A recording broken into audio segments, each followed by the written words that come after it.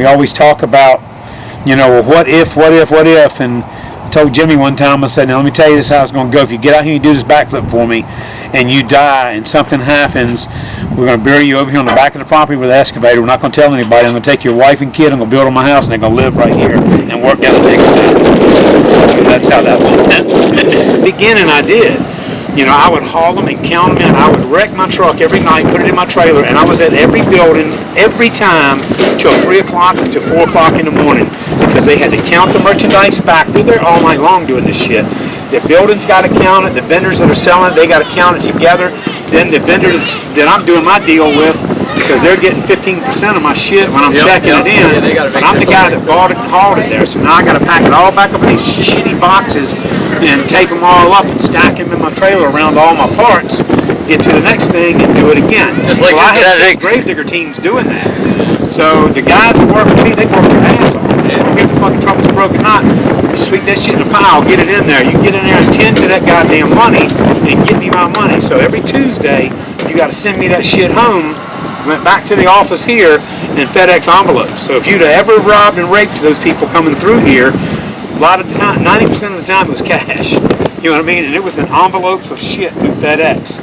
We would have just stacks and stacks of freaking cash money coming back. It looked like we were drug dealers, you know. And I got caught with a bunch of cash, and that's what they thought, you know. Yeah, that was a big talk through. Yeah, that was a talk through the town here. It's like, he's hauling shit from California and dope, and down in Florida and all of this shit. And that's how he's built all these shops, and he's done all that shit. Tell us, motherfucker. Yeah, that's all it is. Yeah. So they come down, and one of the cops, you know, tipped me off and said, hey, they got a little investigation going.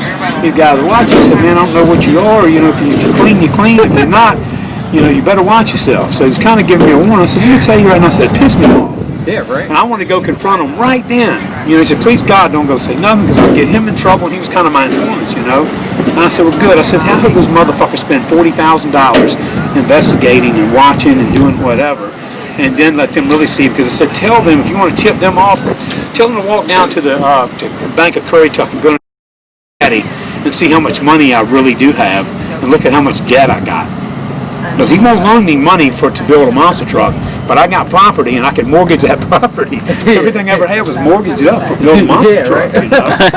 And I had good shit, but it's because I mortgaged the hell out of everything I had. That's how our babies bounce. Babies are very balanced. But Teeny, a long time ago on the beach, you know, he's got beat around and busted his head and done a bunch of crazy shit, but we were out on the beach partying, and I had a cast on my hand or something. I just have one arm. I've been holding him.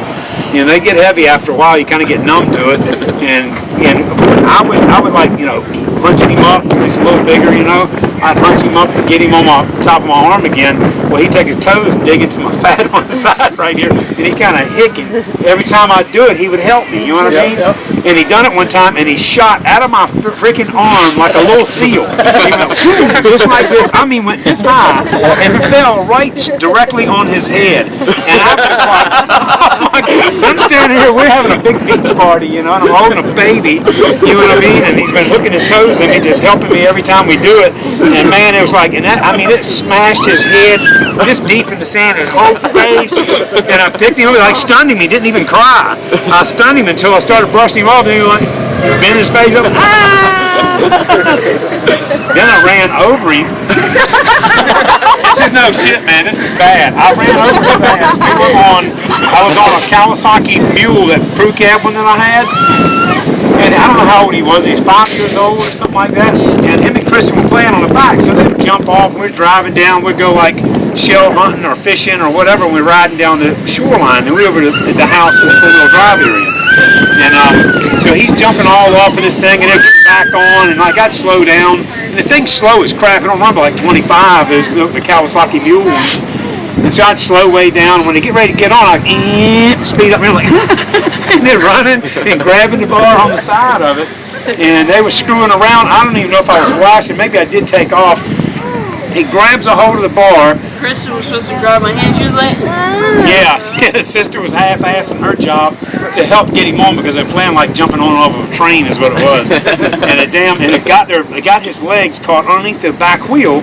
And I turned around and saw him coming. I was like, and I go, and just speed up a little bit. And I'm like, you know, I know they're going to get on me. And I've done it 10 fucking times. And I don't even look back and I feel this bitch go. God damn. and I stopped real quick and I looked back and he is in the sand, and thank God I was up in some of the softer stuff. He was tiny, man. It mashed his face, I swear to God, all the way up to his ears. We locked the brakes. Kristen screams like, I mean, bloody murder. She scares the hell out of me. I go over and pick him up, and his face looked like it bent his face in. Like his face was, and it was full. You couldn't even see his eyes, his nose, even his mouth was open with sand in it. And he looked like a little turtle. He just starts spitting shit out, and I'm washing his face off, and he starts going, ah. He goes, and I pick him up, and this guy saw us on the beach. He runs down like, oh my God, you want me to call 911? And I was like looking to see if he was bleeding or anything. That's what he said. He goes, am I bleeding? Am I bleeding? I was like, no, baby, no. But God, man, I felt so horrible. I'm telling you, man, I thought I was going to smash him and cripple him for life, you know.